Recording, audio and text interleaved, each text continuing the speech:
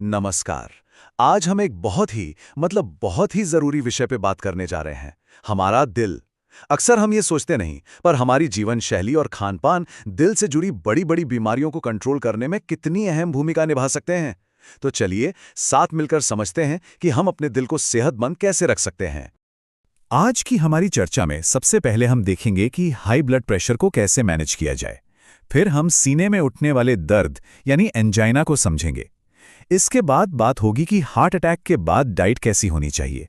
हम heart failure के साथ जीने की चुनौतियों पर भी बात करेंगे और आखिर में एक सीधा साधा एक्शन प्लान देखेंगे। तो शुरू करें। तो चलिए शुरुआत करते हैं हाई ब्लड प्रेशर यानी हाइपरटेंशन से। इसे समझना बहुत जरूरी है क्योंकि अगर इसे नजरअंदाज कर दिया जाए तो ये कई गंभीर दिल की बीमारियों की जड़ बन सकता है। ये हमारी पहली डिफेंस लाइन है। हाइपरटेंशन को कंट्रोल करने के लिए कुछ बहुत ही प्रैक्टिकल कदम है। अपना वजन सामान्य रखना, डैश डाइट फॉलो करना, खाने में नमक कम करना, रोज कम से कम 30 मिनट तेजी से चलना और हाँ, शराब का सेवन लिमिट में रखना। और देखिए, सबसे अच्छी बात क्या है, ये सारी चीजें हमारे अपने हाथ में हैं। हम इन्हें खुद कंट्रोल कर सकते हैं। अब ये डैश डाइट है क्या? इसका पूरा नाम है dietary approaches to stop hypertension. मतलब एक ऐसा डाइट प्लान जो खास तौर पर हाइपरटेंशन को रोकने के लिए बनाया गया है। इसमें फलों, सब्जियों और कम फैट वाले डेयरी प्रोडक्ट्स पर जोर दिया जाता है। तो बात सिर्फ कुछ चीजें छोड़ने की नहीं है, बल्कि सही चीजों को अपनी डाइट में शामिल करने की भी है। अच्छा, हाई ब्लड प्रेशर को तो हमने समझ लिया। अब आते हैं एक और आम परेशानी पर, एंजाइना पेक्टोरिस। ये सीने में होने वाला वो दर्द या बेचैनी है जो दिल की बीमारी का एक बहुत बड़ा संकेत हो सकता है। तो सवाल है, एंजाइना होता क्यों है? देखिए, इसका सबसे आम कारण है एथेरोस्क्लेरोसिस, मतलब धमनियों के अंदर प्लाक जमने से उनका सिकुड़ जाना। और जिस हाइपरटेंशन की हमने अभी बात की, वो भी एक बड़ा कारण है, क्योंकि उससे दिल पर ज्यादा काम करने का दबाव पड़ता है और उसे ज्यादा ऑक्सीजन चाहिए होती है। इसे पहचानेंगे कैसे? आमतौर पर यह दर्द छाती के बिल्कुल बीच में होता है। कोई मेहनत का काम करने पर यह शुरू होता है और सबसे खास बात, आराम करने पर इसमें राहत मिलती है। ये एक बहुत जरूरी संकेत है जिसे कभी भी हल्के में नहीं लेना चाहिए। अब हम एक बहुत ही गंभीर हालत पर आते हैं, मायोकार्डियल इन्फ्रैक्शन, जिसे हम आम भाषा में दिल का दौरा या हार्ट अटैक कहते हैं। इसके बाद का जो खानपान है ना, वो न सिर्फ रिकवरी में मदद करता है, बल्कि आगे के लिए एक तरह से लाइफ सेवर का काम करता है। इस तस्वीर में आप साफ देख सकते हैं कि हार्ट अटैक होता कैसे है। ये जो कॉर्नरी आर्टरी है, इसमें प्लैक जमा होकर रास्ते को पूरी तरह से ब्लॉक कर देता है। इससे दिल की मांसपेशियों तक खून और ऑक्सीजन की सप्लाई रुक जाती है। बस यही रुकावट हार्ट अटैक का कारण बनती है।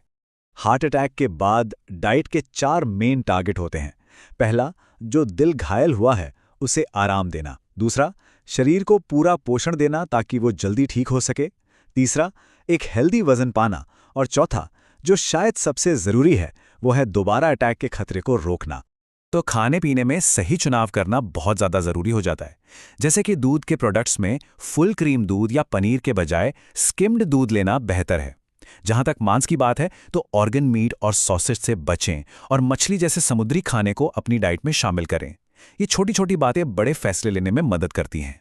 चलिए अब बात करते हैं कंजेस्टिव कार्डियक फेलियर यानी सीसीएफ की।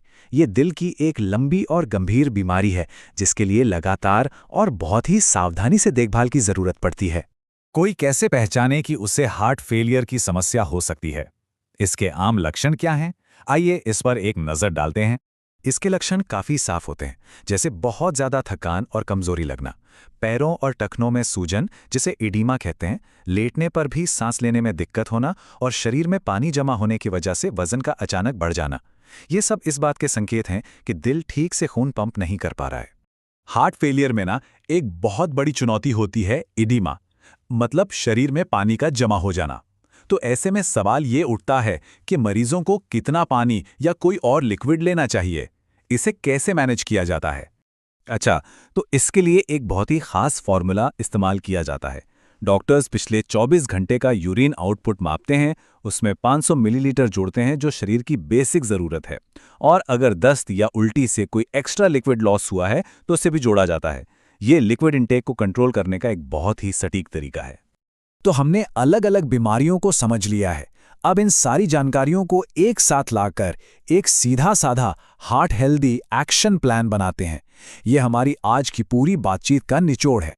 यहाँ हमारी पूरी चर्चा का सार है, बिल्कुल साफ साफ। एक तरफ वो आदतें हैं जिन्हें अपनाना है, डाइट, रोज कसरत करना, वजन कंट्रोल में रखना और नमक कम खाना। और दूसरी तरफ वो चीजें हैं जिनसे बचना है, ज्यादा नमक वाला खाना, सैचुरेटेड फैट, प्रोसेस्ड मीट और ज्यादा शराब। ये क्या करें और क्या ना करें की एक सीधी सी लिस्ट है। इतनी सारी जानकारी के बाद अगर कोई एक सबसे ज़रूरी बात हो जो हमें याद रखनी है तो वो क्या होगी? और वो एक बात यह है कि सही खान-पान और अच्छी जीवन शैली सिर्फ सलाह या सुझाव नहीं है। ये दिल के स्वास्थ्य को मैनेज करने की प्रक्रिया का एक बहुत ही ज़रूरी और सबसे शक्तिशाली